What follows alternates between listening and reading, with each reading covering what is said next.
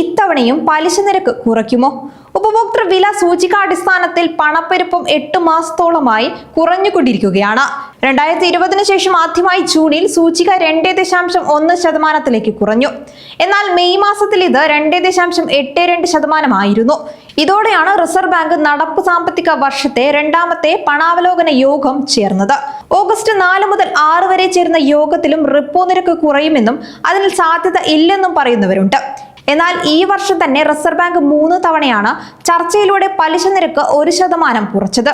ജൂണിലെ അവലോകന യോഗത്തിന് ശേഷം റിപ്പോ ശതമാനം കുറച്ച് സാധാരണക്കാർക്ക് ഒരു ആശ്വാസമായിരുന്നു. എന്നാൽ ബാങ്കുകളുടെ കരുതൽ ധനാനുപാതത്തിലും 1% കുറവ് വരുത്തിയിരുന്നു.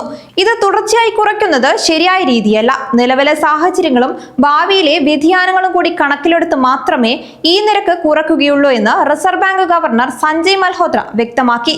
സാമ്പത്തിക വർഷത്തിന്റെ തുടക്കത്തിൽ തന്നെ സമ്പാദ്യ വ്യവസ്ഥയിലേക്ക് കൂടുതൽ പണം എത്തിക്കാനുള്ള കേന്ദ്ര ബാങ്കിന്റെ ശ്രമമായിരുന്നു. ആഗോള മേഖലയെ കൂടി പരിഗണിച്ചായിരിക്കും ആദ്യമായി നിരക്ക് മാറ്റി നിശ്ചയിക്കുക. എന്തായാലും യോഗം അവസാനിക്കുമ്പോൾ നല്ല തീരുമാനം എടുക്കുമെന്ന് നമുക്ക് പ്രതീക്ഷിക്കാം.